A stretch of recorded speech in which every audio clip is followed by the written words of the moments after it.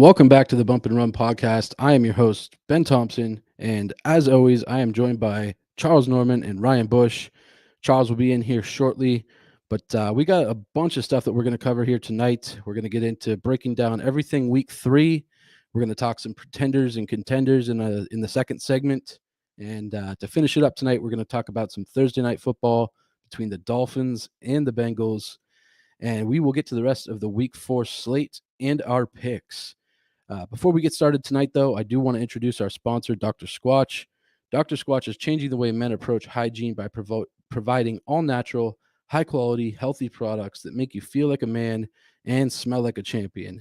We're talking bar soaps, hair care, colognes, beard oils, and more. If you're new to Dr. Squatch, you can save 10% off orders of $20 or more on your first purchase with promo code DSC Brick 10.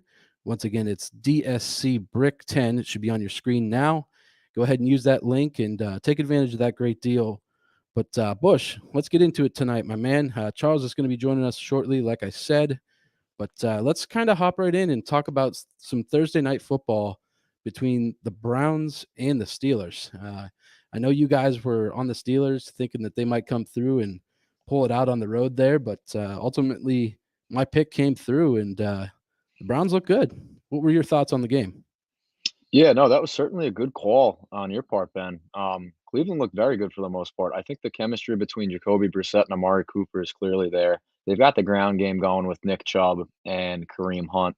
So they've got that going for them offensively and defensively. Now, you could argue that the Steelers looked a little dysfunctional offensively. But defensively, they certainly held their own. You didn't really hear Miles Garrett's name throughout the game too much. But I think Cleveland certainly proved that they're going to be a force to be reckoned with in the AFC North. Pittsburgh still has a lot of issues offensively, and I think it's starting to come down to the point where they really have to consider whether or not they want to put Kenny Pickett in. Trubisky just seems like he's lacking that juice that offense needs, and him and Matt Canada don't particularly seem in sync. They did throw the ball down the field a little bit more. I mean, George Pickens had arguably one of the best catches we've seen since Odell Beckham Jr.'s one-handed catch 8 years ago. That was Um, incredible. it was insane. I mean, the way he was able to reach behind him and contort his body to make that catch was a thing of beauty. But they're just having trouble pushing the ball down the field. I thought Najee looked pretty good for the most part, but again, when you're behind, you're not going to be running the football as much. So I think that there's a serious lack of juice on that offensive side of the ball. Um, they need to put together a much better offensive game plan because you can't be rolling Trubisky out to his right on every single play. That seems to be one of his strengths within that offense, but it's not sustainable. So I don't know what they're going to do moving forward. I know Mike Tomlin said he was going to exercise an appropriate amount of patience with the offense. But, this is year 2 in Matt Canada's system. I understand Roethlisberger was your starter last year, but, now you've got Trubisky and you've got the young buck Pickett waiting in the wings. Right. So let's see if they're gonna make a move here. Yeah, no, that's exactly what I was thinking too. And when you look at it, the Browns could really be 3-0. I mean, the Jets getting those final 2 touchdowns there last week was kind of a fluke thing. Browns could be 3-0, and realistically, when you look at the Steelers' victory that they do have, they could probably be 0-3. I mean, you don't typically see Evan McPherson miss a PAT, let alone a field goal in overtime. So yeah, it might be time to get Kenny Pickett in there, and that was one of the questions I had in my notes was, is Matt Canada the problem? And like you said, it's week. It's year 2 with him. I think the Steelers have some soul searching to do, if anything. And looking at the when they wrapped the broadcast up last week, I agreed with Ryan Fitzpatrick. The way he put it was like the Steelers have more problems than just the quarterback. At this point, do they bring Pickett in? Maybe, but it would almost be unfair to the kid to come in and try to have to deal with everyone else's bullshit that's still trying to be figured out. So, yeah, I mean, the Steelers got a lot of soul searching and figuring out to do. Very well could be 0-3, like we said, but yeah, I don't know what's next for them. I mean, you look at some of the penalties that they took. Their offensive line is in rough shape.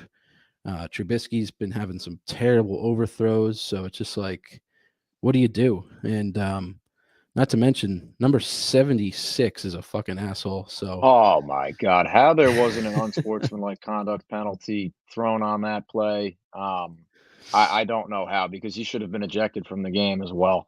There was no reason for him to literally topple right on top of the defender after he had clearly been laying on the ground for a couple of seconds writhing in pain.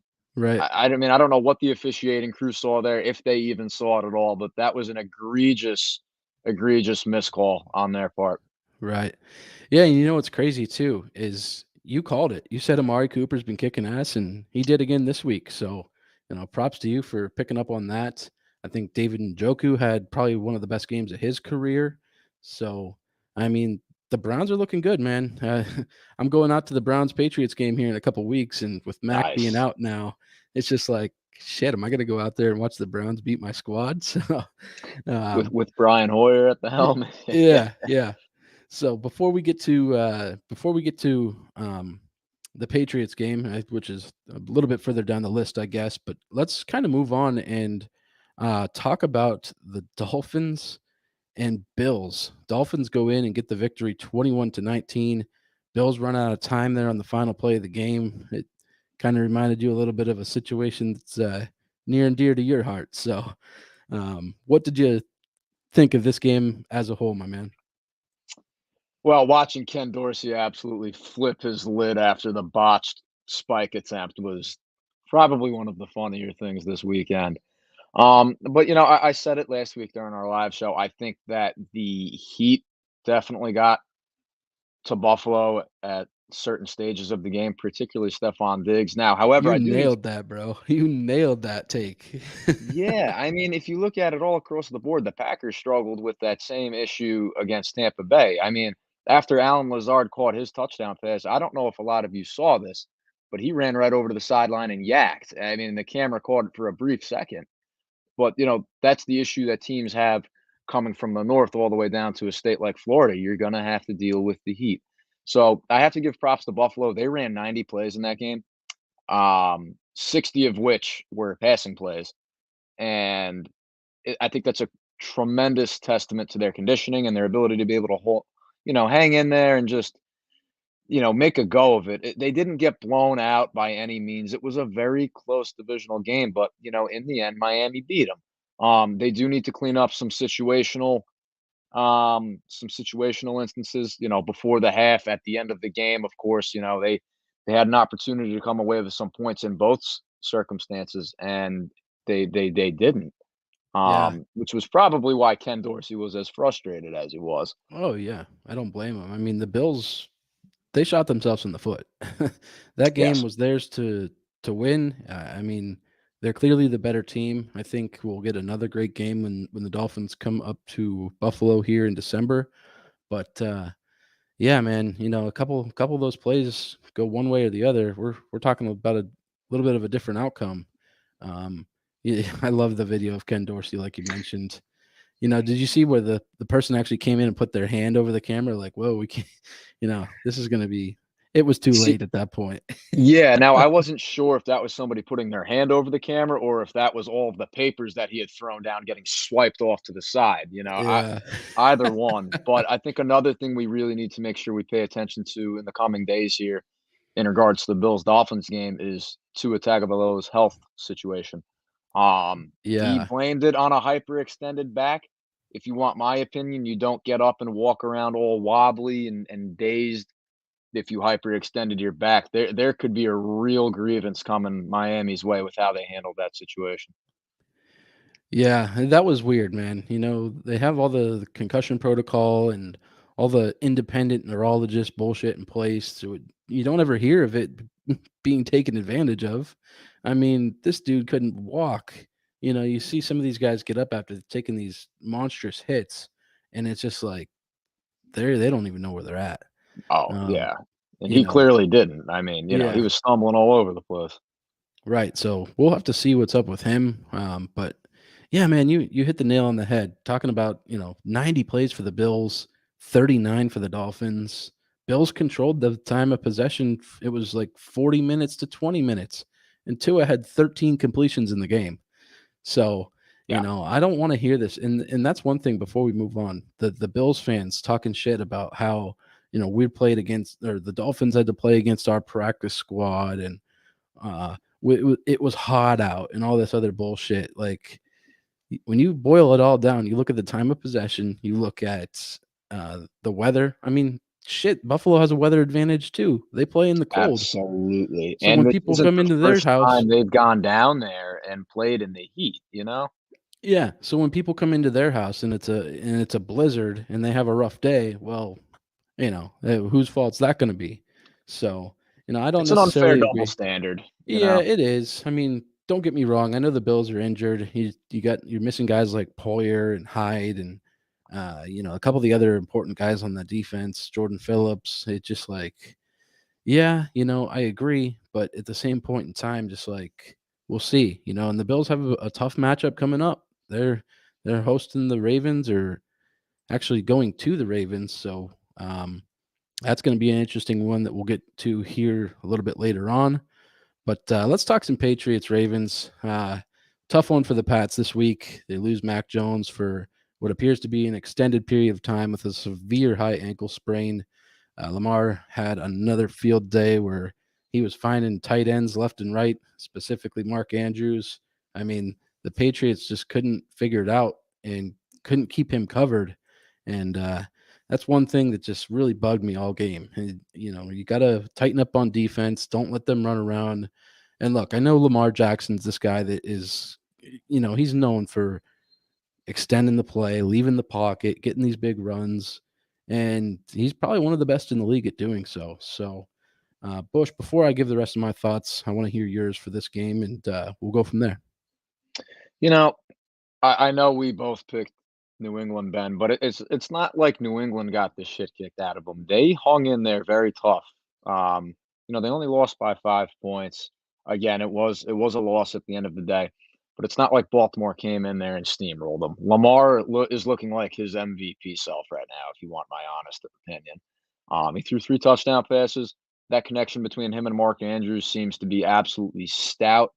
Duvernay had a very nice touchdown catch in the corner of the end zone as well. So Lamar is slowly but surely proving that he's not just a running quarterback. He's a quarterback. He is a quarterback. He can throw the football from the pocket. He can beat you with his arm. The thing I think is disheartening if you are a Patriots fan is the fact that you guys had that game and you let it get away from you. And we see it all the time, all across the league, each week during the course of the NFL season. Teams letting games get away from them that they were up in and clearly had the momentum going their way, but 1 or 2 plays don't exactly work out, and before you know it, the momentum is shifted, and I think that's what happened to the Patriots here. Yeah, yeah, certainly.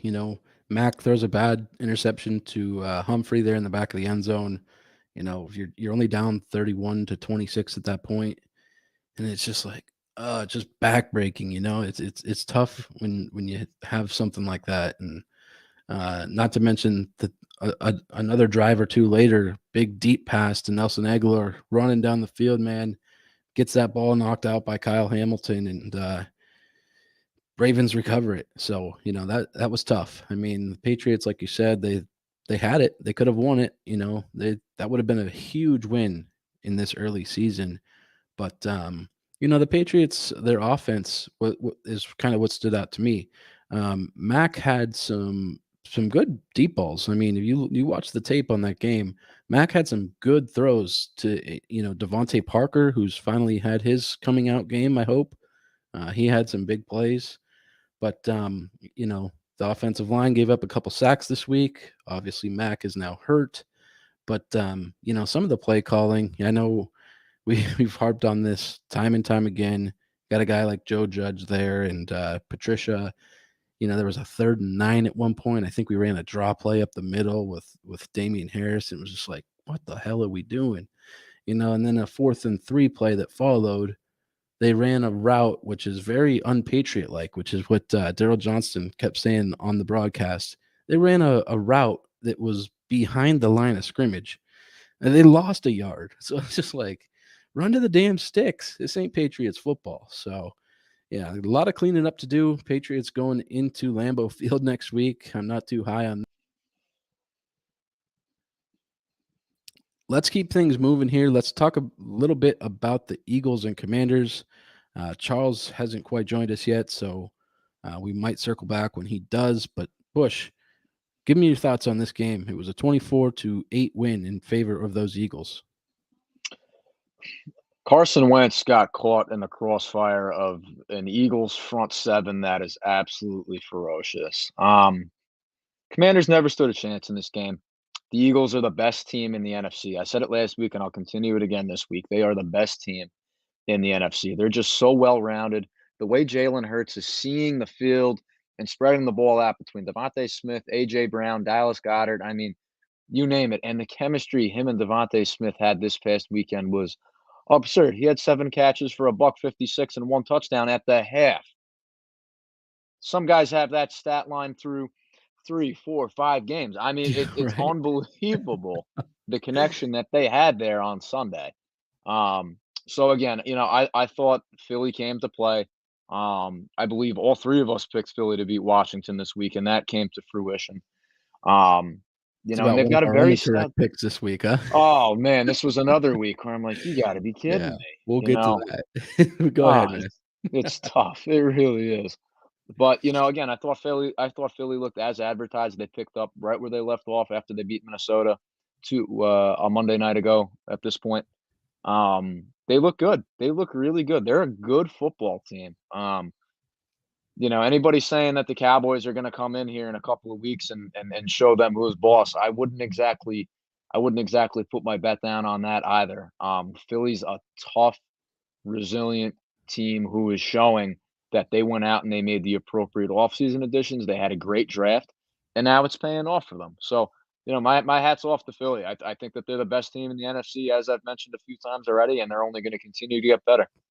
Yeah, no, I certainly agree, man. Jalen Hurts, another 300-yard game, like you said. Devontae Smith, hell of a game.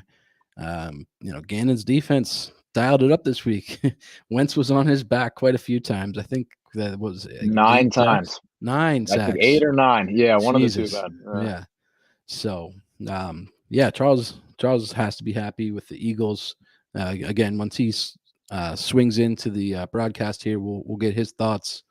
But let's keep things moving here. Let's talk about the Giants and Cowboys game, which you attended last night, Bush. Your guys go in there, get a 23-16 win. I know it had its ups and downs. There's a couple times where you're probably sitting up in the stands there thinking, God damn it, like, let's get something together, guys. What are we doing? And it's Saquon runs for a big touchdown. It's just like, what was going through your mind there last night at MetLife, man? Now, the first 2 quarters were a little bit of a dud. I mean, it was 6-6 at halftime. MetLife was absolutely electric last night. I don't remember the last time MetLife was that alive. I mean, it was a whiteout. Everybody's swinging their white towels. You got the music going. Lawrence Taylor and Michael Strahan were there, so it was an absolutely electric environment to be a part of. Um, but you know what? I have to give credit to my Cowboys here. And I know I've been very down on them the entire offseason and for the most part through the first couple of weeks here. But they really, really showed me something last night. They really, really showed me something. After Saquon had scored that touchdown, which put them up 13-6, the Cowboys answered right away. They answered right away, and then they answered on their following possession. They put together an excellent drive, capped off by 2 beautiful catches by CeeDee Lamb. Um, and they moved the football. Cooper Rush was incredibly, incredibly efficient. And I'm going to tell you something right now. That defense is right up there with one of the best in the league. They've got Oh, hell 13 yeah. sacks through their first 3 games. Demarcus Lawrence had 3 last night. The Cowboys have 3 defensive linemen in the top 10 in sacks: Micah, Demarcus Lawrence, and Dorrance Armstrong. Not to mention, you had a beautiful performance by our first round pick last night, Tyler Smith. He paved some lanes for Ezekiel Elliott and Tony Pollard to run through. Jason Peters took over at left guard for a little while. They were able to clear out some lanes for Pollard to run through. Um, Trayvon sealing the game with the interception and then blowing kisses at the camera to pretty much cap the game off. I mean, it felt really, really good to walk out of there. And that's no disrespect towards the Giants because the Giants played us very, very tough. They They did. almost always do. And I'll never, ever, ever sit here and say anything bad or negative about the Giants unless the situation calls for it. But they played us incredibly tough. However, we So came out with the W. right, and I gotta ask. So this is gonna be a little bit of a surprise for you, but what was going through your mind, Let's fucking go! Oh my fucking god. dude? Buddy was drunk as shit in the second to last row of MetLife. Saquon just ran for a big Ah, one, but later on,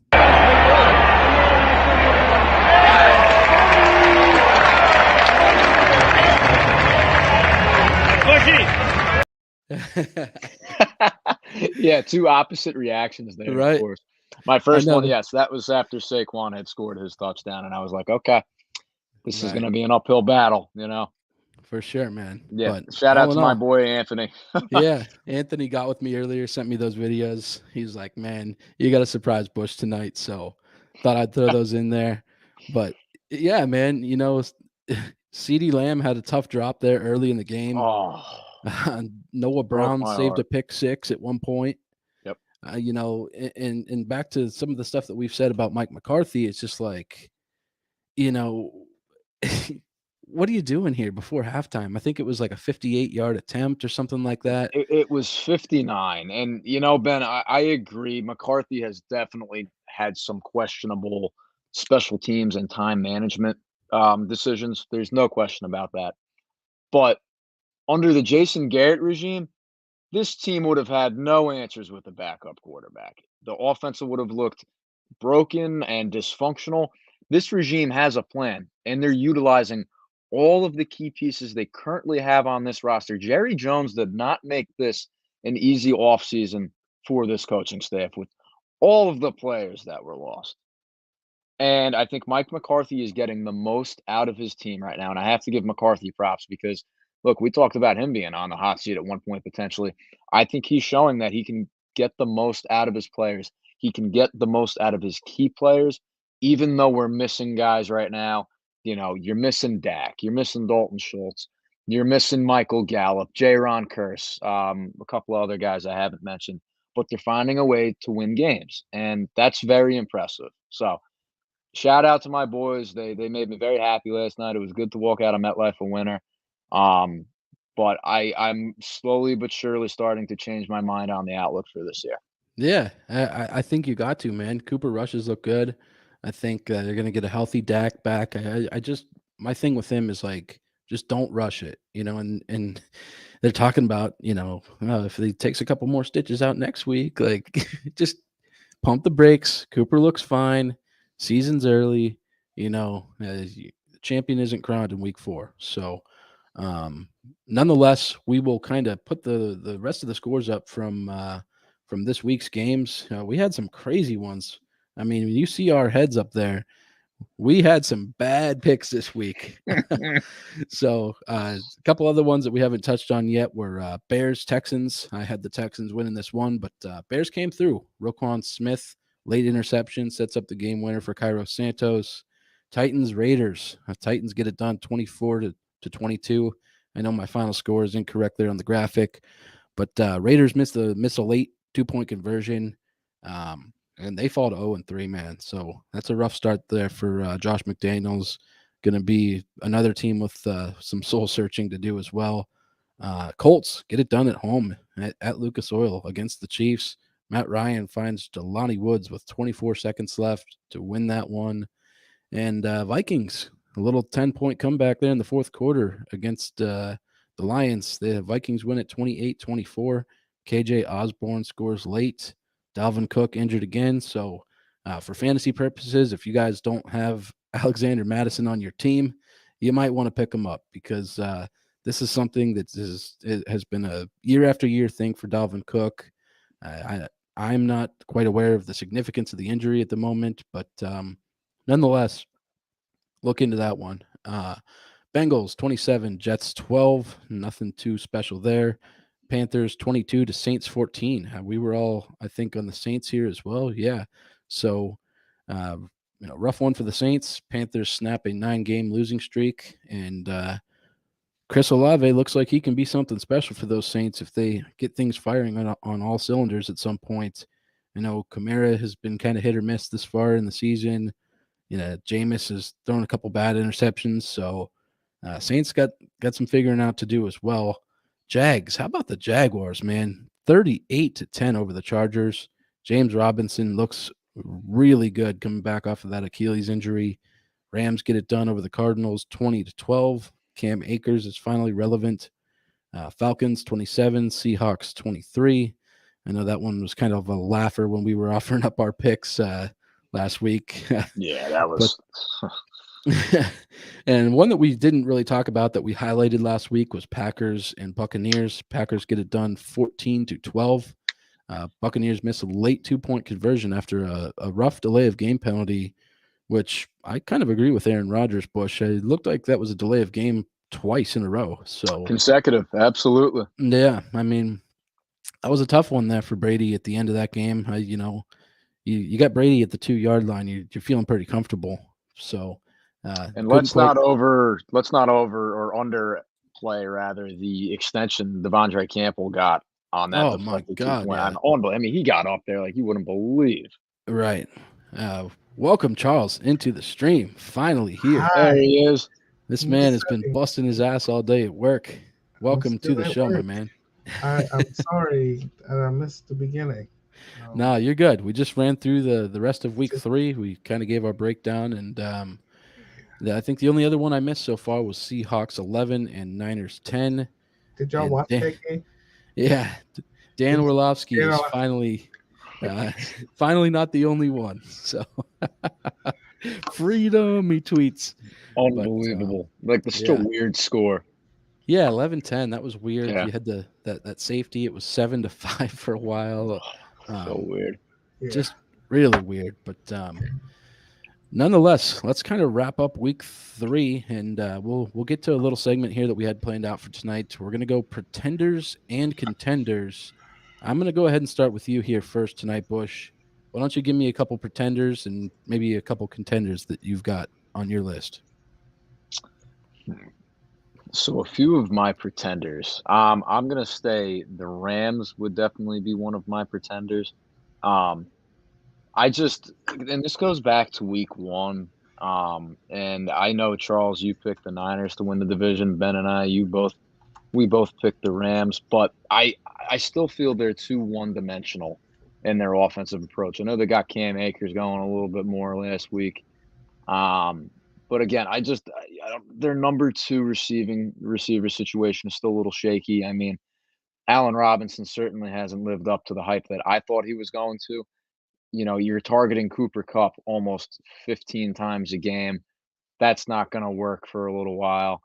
I don't know. It's just the Rams they don't seem like the powerhouse to me now that I thought that they were going to be in the preseason. And again, that's why we give our opinions and we have all of these preseason predictions and whatnot, because by about week 3 or 4, we look like idiots in some way, shape, or form.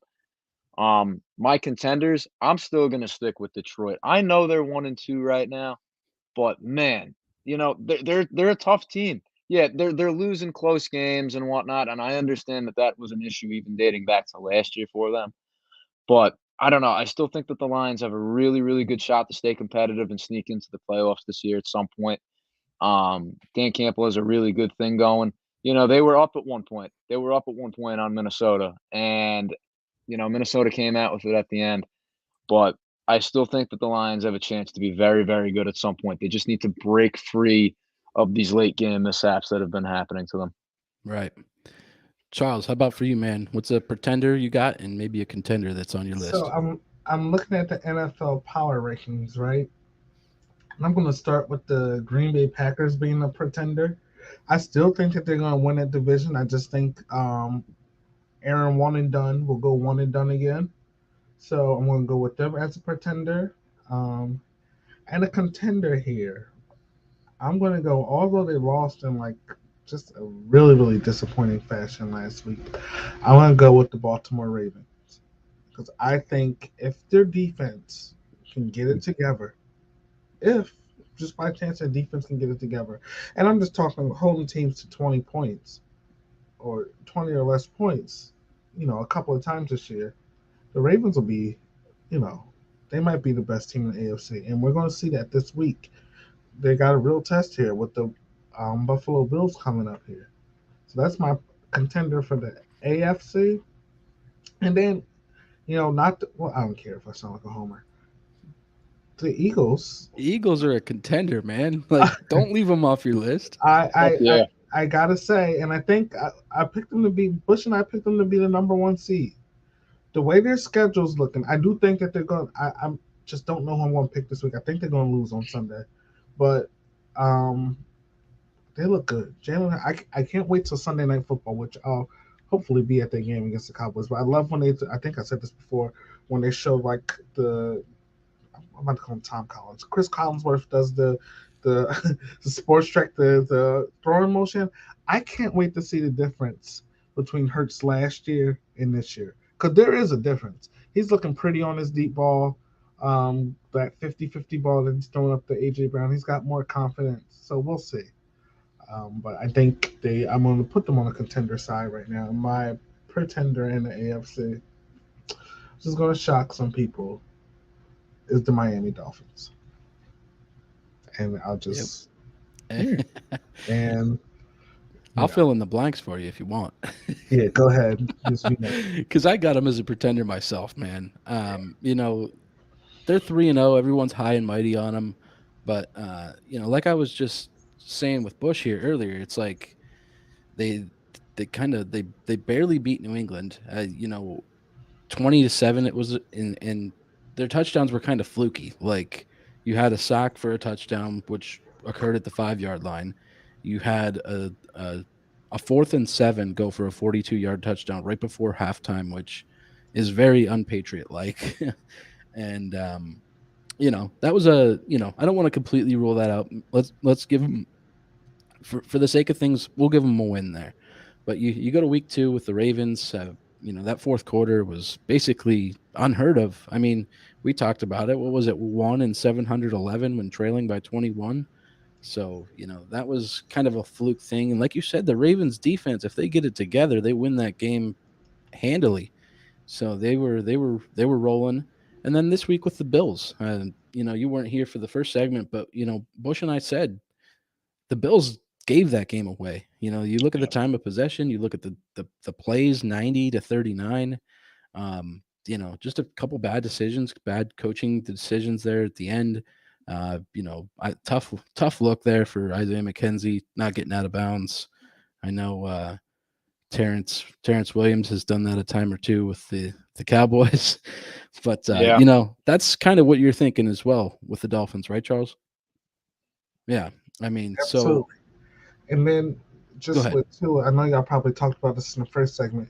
Tua definitely had a concussion. I don't care what they're saying about his back. No question. That was a concussion, and shit like that's going to come back to haunt him because if the NFLPA does what they're supposed to, they're going to sue the shit out of them. Yep. Yeah.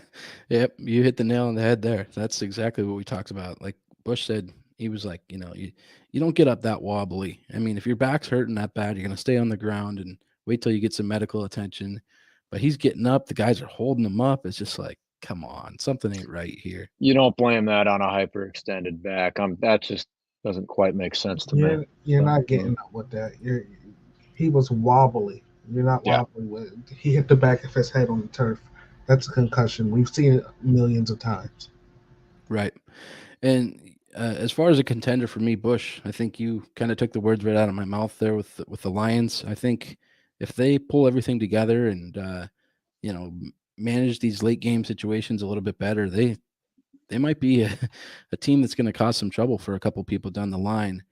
But another pretender that I had was the Jaguars. And I know, Charles, you just mentioned you think Philly might lose to them this weekend, but I don't know, man. I think they're starting off hot here. I'm not expecting them to go from 2-15 to 14-3, but I think they'll look a little bit better. But ultimately, that division, the Titans can't be terrible all season. They finally get in the win column. Colts look like they're going to turn things around. I don't know. I'm just not too super sold on the Jaguars being a true contender when it comes time for the playoffs. So, um, did you have anything else you wanted to throw in there, Charles? No, I won't add to what you guys already said in the first segment. Okay. I'm tardy to the party. So let's kind of move things along. Let's talk a little bit of week 4, Thursday night football. We got the Dolphins coming into Cincinnati tomorrow night to take on the Bengals. We are all going Bengals. This is a 3.5-point spread. And Bush, I'll start with you on your thoughts on this game, man. Yeah, so as you guys can see on the graphic there, I'm going to roll with Cincinnati. They're on a short week. They're at home. They're debuting their new stripes this upcoming game, which I think is going to look so good. I mean, that's going to be, Ben, like we talked about, that's going to be an all-time uniform matchup right there. They both look so sleek. But there's no shot Miami starts off the season, or excuse me, there's no shot Cincinnati starts off the season 1-3. I just think that they're way too talented and they've got way too much going for them. What I think you saw the first 2 games was a little bit of a Super Bowl hangover. Every team that loses in the Super Bowl runs into that eventually. It's just what happens. But I think Burrow shapes up a lot more this week than he did last week against the Jets. And he looked very good against the Jets last week. He threw 3 touchdown passes. Finally got back to looking like he did last year. So I'm going to take Cincinnati in this one. I think they win at home against the Dolphins. And I think that Miami perhaps is a little bit more humbled here. And again, as I mentioned earlier, we need to know what Tua's health status is going to be. Because as Charles said, there's no way he doesn't have the concussion. I'm sorry. They can try to cover it up all they want.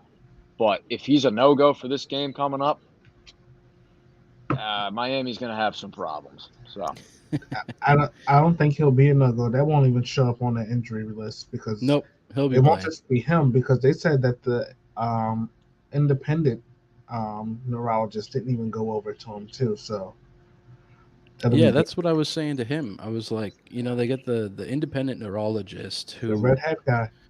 you seemingly never hear from in these situations, which is like, what the fuck's he there for? like, why do you have him then? Yeah, He's just here to wear a red hat on the sideline. It's just to Yeah. cover their ass, So, but yeah, yeah, he'll be there. Charles, what's your take on the game? Yeah, I'm looking. So I saw. Remember when they first came out with these? You guys were liking them, and I was like, whatever. I don't really care about uniforms, but I think these uniforms are going to look good. I will say I picked the Bengals, and I'm going to stick with the Bengals. However, the way that Melvin Ingram specifically was getting after Josh Allen the other day, I can totally see that the Dolphins getting a lot of sacks in this game. Oh yeah, Gosh. this is another 6-7 sack game for Burrow. That's I very feel bad. true. Yeah. He's gonna be peeling himself off the turf quite a Yeah. few more times this year. He's just going in the ice, but they really got to get this guy some help because he won't make it 5 years if this happens. But I think short week, the Dolphins coming off back-to-back emotional, victories. Um, Isaiah McKenzie not going out of bounds, and then coming back from Baltimore. Like eventually, that just all that emotion catches up with you, and I think that the Bengals will beat them this week. Yeah, and even if they do get a loss here, talking about the Dolphins, of course, it's not going to be overly terrible. I mean, you're going to be looking at a 3-1 record. They're in good shape. They're atop the AFC East division. But yeah, I'm kind of in the same boat here. Bengals at home, primetime game. I think it'll be close. Don't get me wrong. I think it'll be like a field goal to touchdown game. It's not going to be by any means a blowout. And you look at that Jets game that the Bengals just played. It wasn't, they weren't overpowering the Jets really. I mean, it was closer than that score reflects. But no, I think like you said, short week, Bengals get this one done. They're going to look good. I think the Dolphins need to be a little bit humbled as well, like you said, Bush. And again, we'll kind of have to monitor to a situation. But like you said, Charles, he ain't on the fucking injury report. He won't even. He don't know his own name right now, but he gonna be playing. If he misses practice this week, somebody's having a baby or he's going to grandma's house for cookies or something. He's not playing. He's not going to be injured. Just the NFL is funny. So you guys know this is the 50 years anniversary of the 1972 perfect Dolphins. So maybe they just let the Dolphins go perfect again this year. Commemorate Like it's in the script or some shit. Yeah, right. These things do have a funny way of working out. No question. Yeah. Tua, get the fuck up. This goes against what we had written. You have to play next week. Motherfucker, learn how to fall. Didn't you get the memo that Mr. Ross sent? He's paying us $100,000 to win now. Yeah. Yeah. Oh, shit. So that covers the Thursday night game. Let me go ahead and pull up the rest of the week 4 matchups. Just like last week, we're going to pick out a couple here that we're going to cover for this week. And where I'm going to start it off tonight here is right back at you, Charles. Let's talk a little bit of Jaguars, Eagles, Dougie P coming into Philly, making the return. You said that you thought the Eagles might lose this game. Go ahead. Your thoughts. You're on mute. I am, and just so people know, we're picking a lot earlier than we normally. This is I know. Yeah. Tuesday night early. Usually I take the Wednesday to think about it, and I'm still simmering. I probably really won't decide until Friday, if I'm being honest. But I think if the Eagles win, it's because Jacksonville will be traveling from West Coast to East Coast again this week because they were just in LA to play the Chargers. I don't want this to. I was telling Joe earlier that if this is a coaching matchup, if it turns into a coaching matchup, I don't trust that the Eagles will win. I think we got to give Mike Caldwell some great credit over there in Jacksonville for what that defense is doing. Devin Lloyd and their first-round draft pick, I'm just blanking on his name right now, are playing amazing. The whole defense is playing amazing. We've all made fun of them for signing Christian Kirk. Well, Christian Kirk's having a good season this year. Trevor Lawrence looks like he knows how to play football. And this is all because, the staff that Doug put together, and we talked about the staff in our in our division preview show. Like, you have Mike McCoy as your wide receivers coach or quarterbacks coach. He was a head coach. He was a head coach at one time. Like, this is crazy. That coaching staff is full of guys who know how to coach football. And I think this game will mean a lot to Doug Peterson because it's a I should still be in Philly type of game. And I know he didn't want to be here anymore at the end.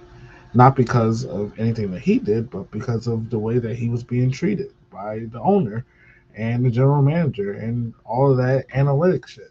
So I look at the Eagles. I think they're looking really good. But eventually, they'll have to lose. This is another home game. Jalen Hurts is just playing amazingly. I want them to score points in both halves for once. So a fun fact about the Eagles, they've been shut out 7 out of 12 quarters this season. That's crazy. Yeah, all 24 of their points were scored in the second quarter this past week. The second quarter. And at one point it was like 353 or 320 passing yards and -1 yards in total. Yep, for Washington. I saw that. I saw that. Unbelievable. The one quarter alone, it was like they dominated it, and they the game was over before the second half even started.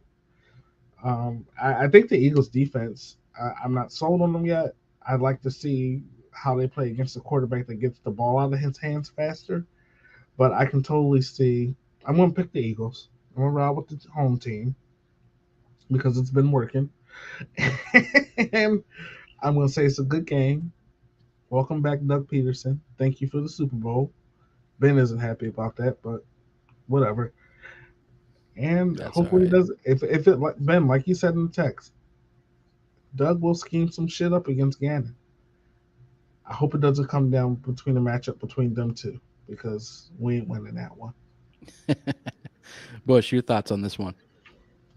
Yeah, I think this is going to be a sneaky good matchup. Just like how last week we thought the Jaguars and the Chargers were going to be a sneaky good matchup. Well, I also think this is going to be a sneaky good matchup. Um, I'm going to take Philly because I still think that they are head and shoulders above every other team in the NFC.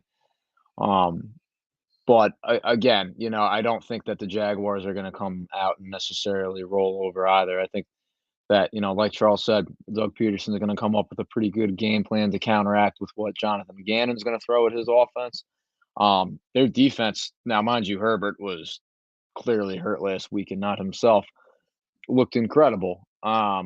So got to give props where props are due as far as that concerns. Jacksonville is a very, very young, exciting team. They've got their quarterback of the future. They've got some good pieces on offense and defense. And like Charles said, yeah, everybody made fun, including us, made fun of them for signing Christian Kirk this offseason, and I think that that's paid off pretty well for him. So, again, another sneaky good game that is probably not going to be highlighted on a lot of people's TVs, but still one to look out for sure. So I'll take the Eagles in this one. I don't think they'll blow Jacksonville out the way they did Washington and Minnesota the weeks before, but it'll be a good game. It'll be a good game, but I will take Philly. I think they move on to 4-0. Yeah. Yeah, I'm going to go Philly as well. I think, like you guys have already mentioned, the Jaguars will put up a fight. Doug Peterson rolling back into Philly with those boys on the come up. I think the Jaguars, like I said, I call them a pretender, but I think that they'll look okay. I think the Eagles get this one done. They win by 7. Like you said, Bush, it's not going to be no major blowout or anything like that. But I think the Eagles right now are just the better team, and ultimately they get it done here this weekend. So another matchup that we're going to talk about next. This is probably got to be the marquee matchup this week. We got the Bills going to Baltimore to take on the Ravens. It's a 3.5-point spread in favor of Buffalo as it stands. I expect that line to move a little bit. But Charles, what is your thoughts on this game here? It's a big one. It is a big one, and I'm writing down my picks because I just haven't had the time to do anything today. I don't know. I think this is going to be a good game, but I don't trust the Ravens defense, so I'm going to go ahead and take the Bills. I hope I don't regret that, but I think the Ravens are going to be involved in a lot of shootouts this year.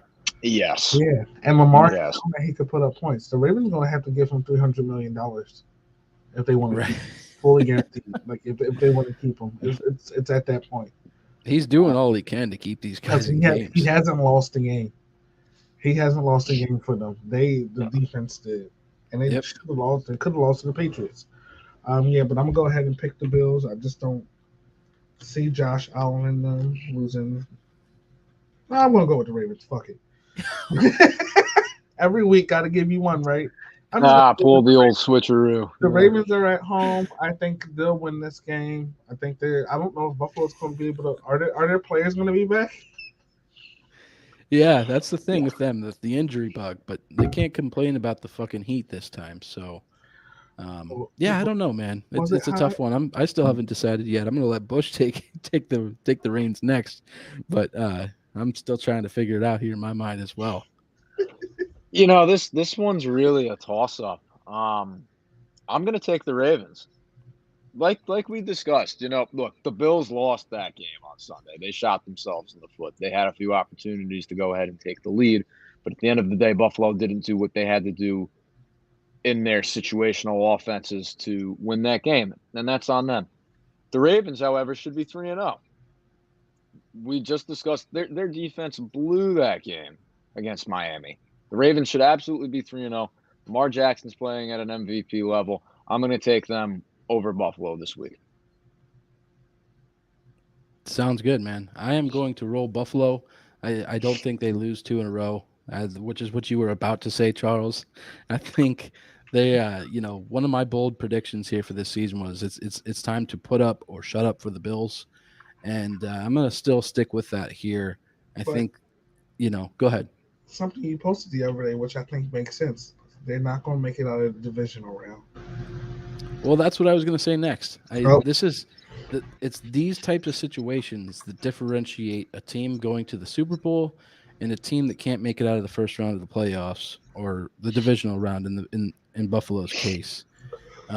So yeah, if they tie up their loose ends and go on another road trip here, I know that's kind of tough going to Miami, coming all the way back home, then going over to Baltimore. But no, I'm going to ride with the Bills this week. I think they get it done.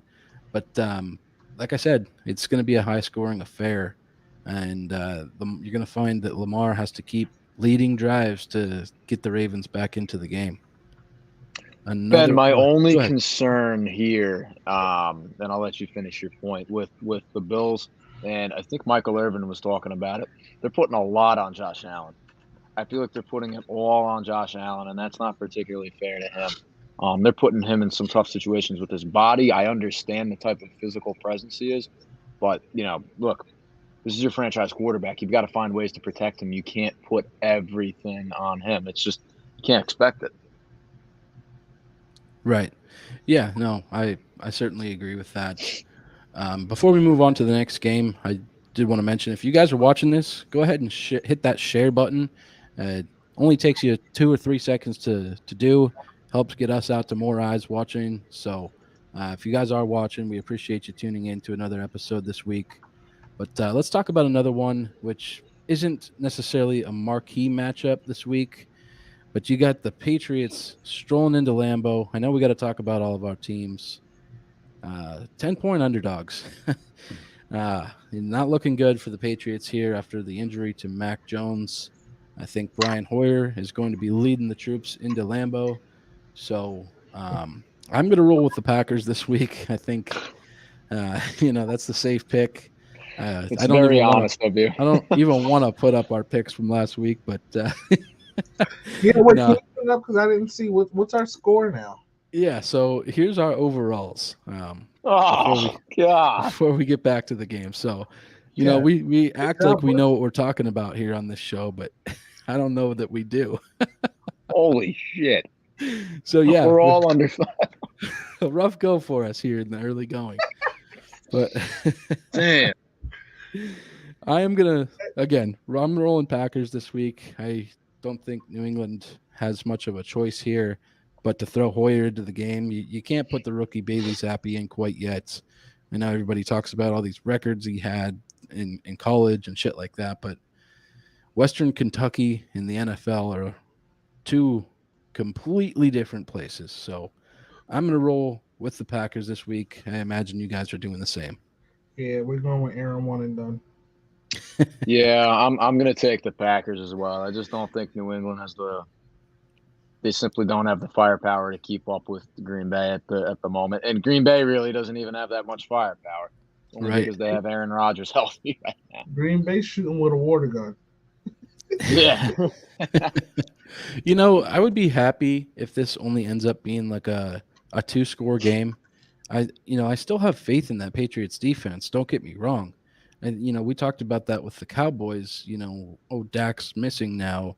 What are they going to do? Well, as you've seen, that defense is no joke. And I feel highly about the Patriots defense. I mean, they let Lamar run all over them. They forgot what a tight end was this past week, but Aaron Rodgers, his receiving core is pretty young, so I think we can match up well with them. But the only problem that we're going to have this weekend is scoring some points. So, with that being said, let's go ahead and pull up another one here that we wanted to highlight. I'm going to talk some Cowboys Commanders. I think the Commanders are probably going to be bringing their own benches down to AT&T Stadium this weekend, just for heating purposes and things like that. Oh yeah. Bush, your thoughts on this game, man? Yeah, I'm going to take the Cowboys in this game. I think that they're really riding high off their past 2 wins. That defense is for real. We saw how much of a difficult time Washington's front 5 had against Philadelphia this past Sunday.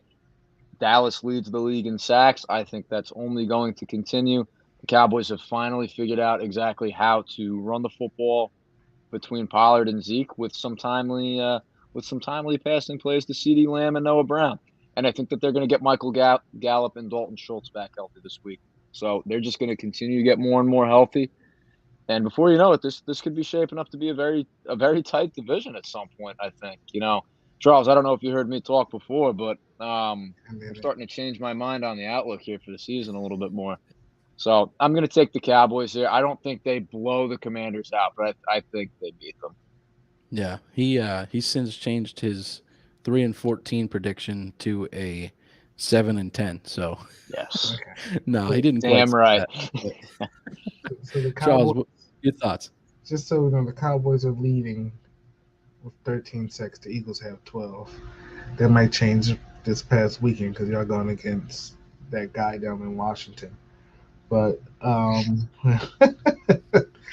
don't think the division outlook is changing, but we'll see. I think they're going to have problems when number 4 comes back because he's going to try to rush back, and that's one thing I talked about earlier. I was like, absolutely. At this point, with Cooper playing the way he is, don't try to rush Dak back. Like, the season's young. Don't waste it on trying to bring him back too early. I tell you one thing. These are divisional matchups. You come to Philly and you back too early.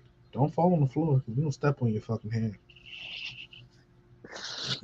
Dirty motherfuckers, dude. That's NFC East football. They will. That's NFC East football. That's what you do. Our boy Jared's chiming in. He said it's a tight division, but not because of the Cowboys.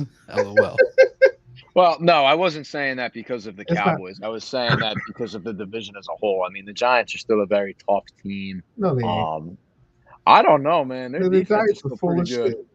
The Giants is full of shit, and I'm glad the Cowboys whooped their ass last night. They didn't even whoop their for real. And I didn't get to talk about this earlier. I know we're gonna run out of time soon, but Cooper Rush looked good last night. Y'all could have easily beat them by 21 if a couple of catches were made. Oh. And I'm not just talking about seeing. There was a couple. Y'all could have whooped their ass last night. The Giants ain't that good. They been getting away from some wins. They beat them whack-ass Titans who traded away A.J. Brown. Then they beat the guy who used to cut the grass at the First Energy Stadium. Like, let's not get on the Giants bandwagon here. But I think it's the Cowboys will win this game. I'm with Jerry Jones, that is. I want to see a quarterback controversy. Jerry said, I might not switch back to Dak. Why is he coming out and saying shit like that? Because he's a fucking idiot. He know what he's doing. This man won 3 Super Bowls. He said, I might not switch back to Dak. It's one of the things I dislike about being a Cowboys fan the most is that you have an owner who comes out and says this shit, and you have to literally dissect the word salad he gives to the media every single week. And then he comes out and he says something like this, and I'm going to tell you the exact reason why he says this stuff, because it keeps them relevant. It keeps Skip and Shannon talking about it. It keeps Stephen A. Smith and Michael Irvin talking about it on First Take. That's the only reason why he comes out and says this stuff. I'm convinced. Right. Do you happen to see the photo of Jerry trying to take a selfie last night at MetLife? No, I didn't. You'll have to check that out after the show, but it's not another fucking one. Seriously. Hilarious. But yeah, so I'm gonna roll Cowboys as well. I think, as Charles put it here a week or two ago, they're gonna get in that ass. I think that Carson's gonna be on the turf quite a bit. Did I say that? Yeah. Yeah. Yeah, you said Micah Parsons was going to get in that ass in regards to Joe Burrow. And he did. He did. I told you. I think it happens. I think it happens again this week with Wentz. I think we're in for another 6 to 8 sacks. I think Cowboys defense pulls it out, and playing at home. AT&T Stadium's going to be popping. Still got Cooper Rush in the game, but yeah. Cowboys are the better team at this point, and I'm going to roll with the Cowboys this week. So we'll kind of wrap up our highlighted games here with Sunday Night Football, which is kind of up in the air right now in terms of the location that it's supposed to be played. Chiefs are going into Tampa, and they are favored by 1.5 points. Buccaneers couldn't quite get it done this past weekend over the Packers. Chiefs lose also. So at this point, it's a matter of which team is going to lose 2 games in a row. Charles? It's a matter of which team knows where the play clock is. Don't do a Yeah. delayed game twice in a row and say, I thought we had timeout. We had timeouts. Little bitch. He should know better than that. You saw him That's do it. that shit Well, he did that in in Chicago last year Yeah. on Brady 4th down, thinks no he's less. higher than. He thought it was fifth down. He didn't think it was fifth down. That motherfucker just wanted another chance. Right, right. No, that was funny. I'm going to who did I write down? I picked the Chiefs here, but this game's gonna go either way. Mahomes does good against Tom Brady in the regular season, so and let me say not against Tom Brady, against the Bucks. They did well against them in the regular season, and we'll see how that stacks up this week. But I think it's going to be. I think Sunday Night Football finally got it right. Yeah, it'll be a good matchup for sure.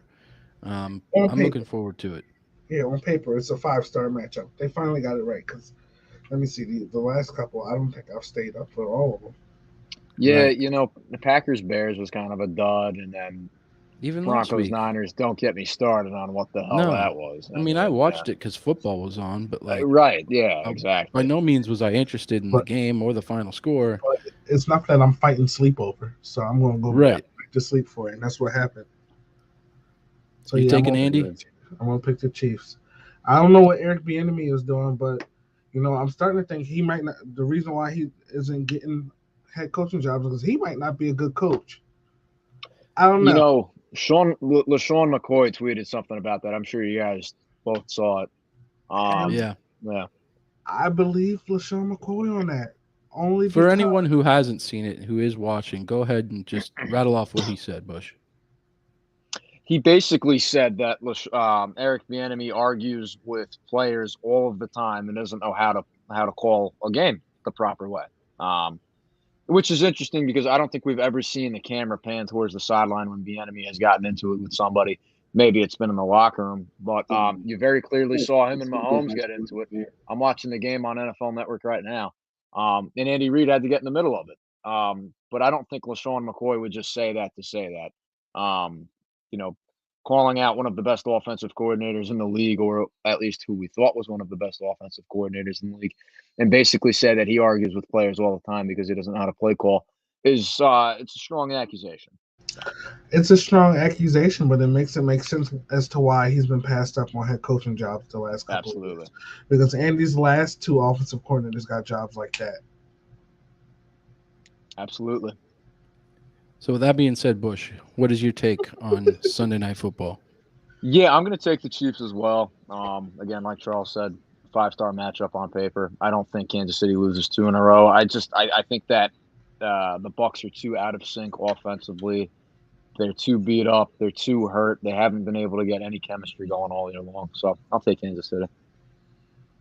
And this might put you guys a little bit closer to me in those picks, but I'm going Brady and the Bucs. I like them at home. I think the Chiefs are still trying to figure things out as well. And look, I don't want this previous game to completely sway anybody in terms of betting or picking or anything as it relates to the Chiefs. But, look, the Colts had it figured out, man. And I don't think by any means Todd Bowles is going to let this one slip through his fingers. He's going to have a good game plan. And Charles, go ahead. But how often, are the Chiefs going to make the same mistakes that they made on special teams? Like there was a missed field goal. I don't completely remember what the score was of that game. If you can put that up so I can actually see that. I don't remember what the score of that game was. It was 24-17. Yeah. Okay, so they had 20-17. So they missed the field goal. Yeah. They muffed a punt that gave the Colts. I mean, that's 10 points right there. A 10-point swing right there. So you just think about that. Did they even score in this? Did the Chiefs score in the second half? No. No, they No, did not. they did No, not. Nope, no. Um, Kelsey also dropped a pass in the end zone, I believe. So he so did. yeah, so you think about that stuff. It's just like is that yeah, gonna happen every week? But I'm not trying to sway your. right. No, believe me, don't get me wrong. I certainly don't make this pick lightly. I think the Chiefs is they're going to make it a game. It's going to be close. We know, like you guys have mentioned, 5-star matchup. I think it's going to be a great Sunday night football game. But I think you get a pissed off Brady here in Week 4, and I just don't see him losing 2 games in a row. But at the same point in time, you don't see Mahomes losing 2 games in a row. So this is a rare occurrence for these teams coming in off of a loss. But no, Somebody I'm gonna roll Buccaneers this week. So to kind of take us through the rest of the games here before we wrap up the show, um, like we did last week, we'll kind of run through these ones quickly. Some that we haven't talked about yet. Vikings and Saints. This game is going to be overseas here. Sunday morning football, 9:30 kickoff. Who you guys got? Vikings. I'll be taking the Vikings as well. Yeah, I'm going to go Vikings as well. I think the Saints had a rough one this week with the Panthers. Couldn't quite get it done, man. I don't know if something's up there with Jameis or what's going on, but yeah, I'm going to roll the Vikings. They look good this last week. And I hope Seattle. The Saints keep losing. Go ahead. Said I hope the Saints keep losing because we got their first round pick. So keep it up.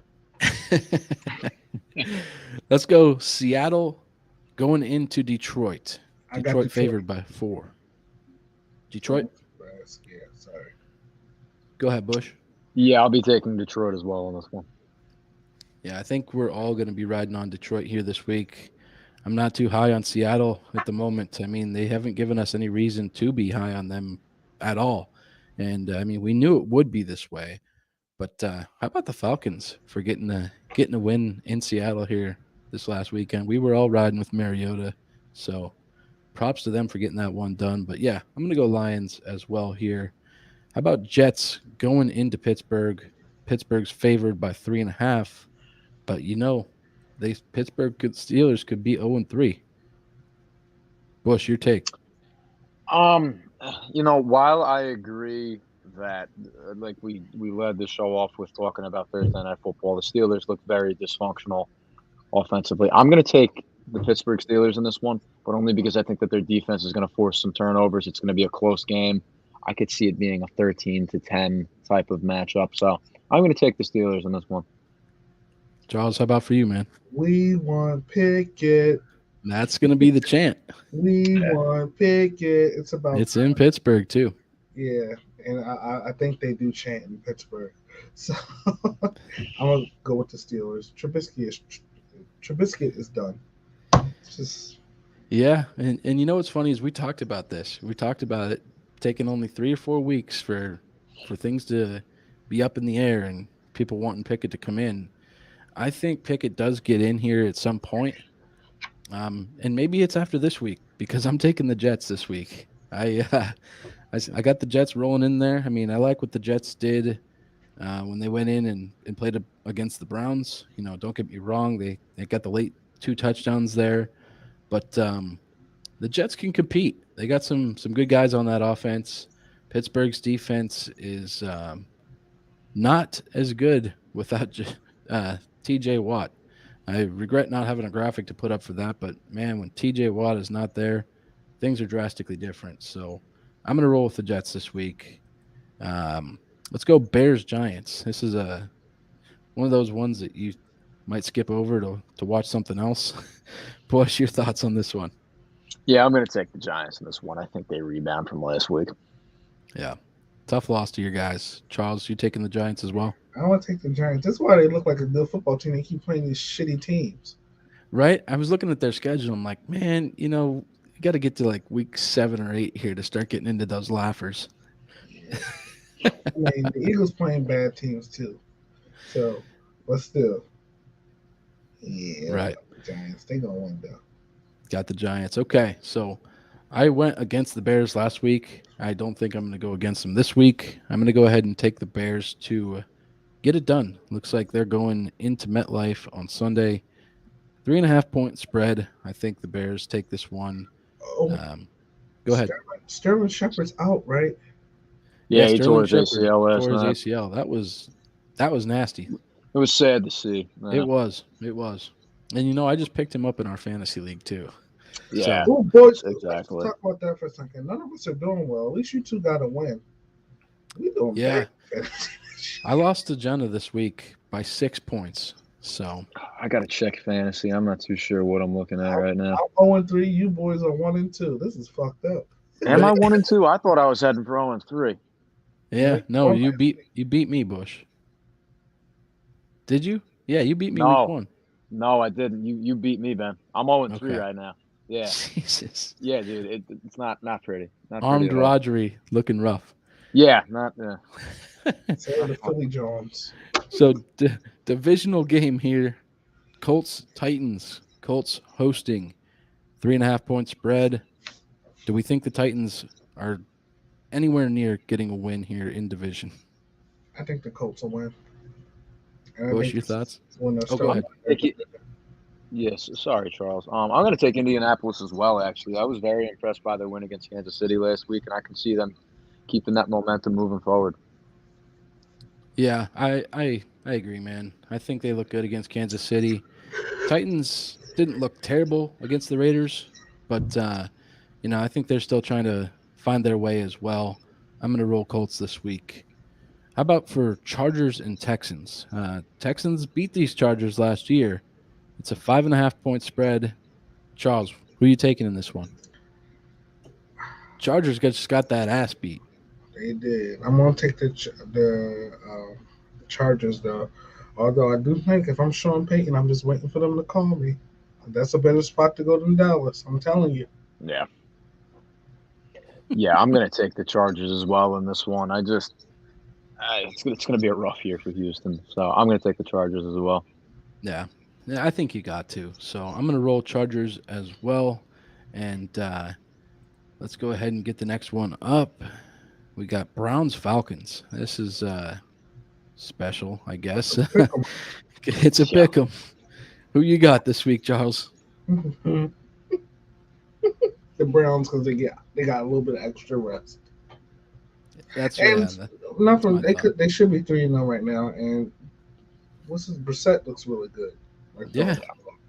That was my thought there at the top of the show. Browns could be 3-0. So I'm gonna roll Browns as well. They get it done here this week. Bush, your thoughts? I'm going to take the Browns as well. They should be 3-0. They're clearly the better team. I'm going to take Cleveland in this one. Sounds good. We have already touched on the next 2 games there on the graphic. Actually, the next 3 games. Next 3. So let's go ahead and talk some Cardinals and Panthers.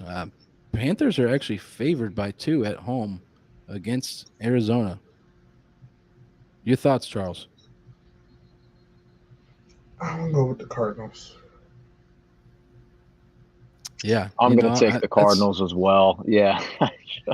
I was thinking that too. I'm looking at that and I'm just like, this seems weird. I got the Panthers written down, but I'm gonna go with the Cardinals. Yeah, I'm not going to let the Panthers win against the Saints start making me question things differently. Don't get me wrong. I still think that Matt Rule, his seat is burning a hole through. And he's going to be gone here at some point this season. But, yeah, I'm going to roll with the Cardinals in this one. Kyler Murray looked good. And I know they didn't get it done this weekend against the Rams. But, yeah, I think I'm going to roll Cardinals this weekend. So let's go another divisional game here. AFC West. This might be the battle of the worst 2 teams in that division. Broncos going into Vegas to take on the Raiders. 2.5 point spread. Charles, your thoughts? I'll tell you one thing. If the Raiders lose this game, you're going to have an offensive coordinator next week. Yeah. I shared a graphic on Facebook earlier that said Belichick didn't even bother to name an offensive coordinator because he knew that McDaniels would be back in a couple weeks. I'm going to go with the Raiders here. They're not going 0-4. Yeah, that's my thoughts as well. They're playing at home.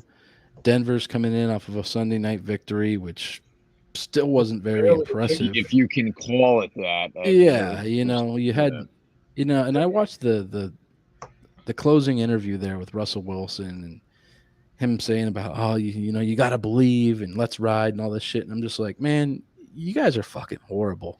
So, Broncos country. don't, yeah, Let's Broncos ride. country. Let's ride. I'm rolling Raiders. Raiders got to get a win.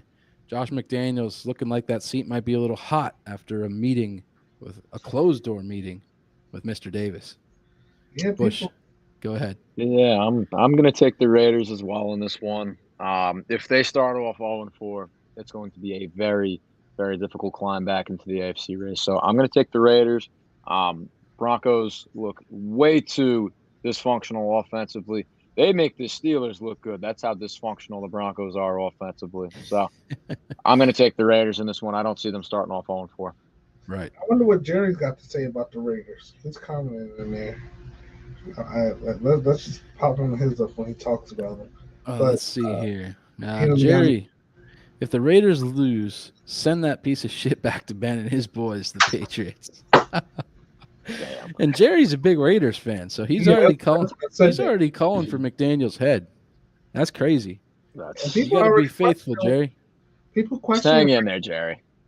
People question him like we did. Why they got rid of Rick Passaccia? Really? I mean, Because he had them on a roll last hell year. yeah. I mean, That was a nice roll after they got rid of Gruden. But yeah, we're all on the Raiders this week. So let's throw it back up here. We've already talked Patriots, Packers, Chiefs, Tampa. So we're down to our last game, which is the Monday night game. Rams at Niners. Niners are favored by 2.5. Who gets it done this week, Charles? I should be asking your dad this one. Yeah, I'm going to go with he's probably watching too. I'm going to go with the 49ers. They're at home. I think they win this one. Yeah, after a rough showing last week, I think they got to turn things around this week. What are your thoughts, Bush? I'm going to take the Rams in this one. The Niners really tend to confuse me sometimes because, Jimmy G comes out and looks outstanding against the Seahawks, but then against Denver last week, it makes you wonder what you're watching sometimes. Just the inconsistency, and they ran into it last year as well. There were far too many points throughout that year where they were inconsistent. So I'm going to take the Rams on this one. Yeah, I'm going to roll Rams as well. I know we keep talking about that offense being one-dimensional and this and that and how they can't continuously go to Cooper Kupp, but I like the Rams going into San Francisco this weekend. So yeah, that's going to round out our week 4 matchups. We'll go ahead and throw the current lines back up there. Expect some of these to move here throughout the rest of the week. Like Charles mentioned, it is Tuesday night, so it's a little early to be picking these games. But that is our thoughts here. Before we head out of here, I know we're going to get to some of our best bets here probably later this week. It's a little too early for those this week. But before we get out of here, Jerry just posed a great question here in the comments. Why does every Belichick project go elsewhere and absolutely suck? And we've seen that on a number of different occasions. We've talked about this in previous episodes as well. And here's another one. Does any assistants have a 500 record outside of New England? I know Matt Patricia didn't. Joe Judge didn't. This is why Andy Reid is the best because he prepares his guys. He hasn't won as many Super Bowls, but you look at it. Doug's left won a Super Bowl. Harbaugh's left won a Super Bowl. McDermott's doing well. Rivera went to a Super Bowl. Like his whole coaching tree. Matt Nagy took the Bears to the playoffs with Mr. Trubisky. Like Belichick's people leave and then look like shit. Look like they never coached a game before. McDaniels is doing stuff like it looks like he's never even coached before. Some of the plays he's calling. Yeah, I think I saw something that said McDaniels is 1-11 in his last 12 games as a head coach in this league. Yikes. And I think it's one of the greater mysteries in the NFL. Why is every Belichick disciple a failure? I mean, look at Patricia, look at Joe Judge, look at McDaniels, probably a few others. Romeo Crennel, yeah. all these guys have had a really, really rough go at it. And why is that? Because, Charles, you make a good point. You look at Andy Reid and his coaching tree, and these guys are tremendously successful. John Harbaugh, and the list goes on and on. I don't know. I really, really don't know. No, I believe Matt Nagy is a part of the Andy Reid coaching tree there, Jerry. He's in the Andy Reid coaching tree. He was Andy Reid's offensive coordinator after Doug Peterson. But if you go back even further than Matt Nagy and those guys from Harbaugh, Brad Childress looked good. Took the Vikings to the NFC Championship. Like, this is Andy's coaches have gone out. Leslie Frazier's doing well in Buffalo with McDermott. Like, you just look at some of these coaches that are there. These guys come from under Andy Reid because they're teaching football the different way. It didn't win as much as Belichick because Belichick always had better players. But pound for pound, if they're coaching against each other, I mean, Right. We don't have to spend too much time on it, but just thinking about Andy Reid's coaching staff, I think, a lot of people talk about Bieniemy being a great head coach, and maybe not so much after some of the stuff that has recently come out, but about Spagnuolo. I think he would be a great head coach in this league. Absolutely. So, I mean, he took over for the Giants for a little while after McAdoo got fired, and they looked fairly good for the most part. He went to St. Louis and didn't do well after their Super Bowl. Yes. Yeah. That's also and that was very years true. ago. That was years ago. Yeah. Right. McDaniels is getting another shot. He can get another shot. And, I think it's another point I want to bring up, and we can wrap it up. It's as simple as this. Some coaches are just better as coordinators or assistants than they are head coaches. It's as simple as that. I don't know if it's that simple, though, because it's all of Belichick's coordinators and assistants. It's like all of them. Yeah. Well, yeah. And we this, forgot in about this case, Eric Mangini. Like, you think about that. Belichick whooped his ass so bad he snitched on Belichick for cheating, and he was probably cheating with him. Yeah, that's true. That's true. So on that note, we are going to wrap it up here this week. We appreciate you guys tuning in to another episode, episode 38 of the Bump and Run podcast. It's been a pleasure having you guys along each and every week. Got a big week for Slate coming up here this weekend. Starts here in a couple nights with the Dolphins going into Cincinnati. But that's going to do it for us this week. So make sure you guys share the show with a friend. Follow us on all social medias at bumpandrun_pod. And make sure you guys enjoy yourselves this weekend. We got a lot of good matchups. But again, thank you guys for tuning in. And we'll catch you next time.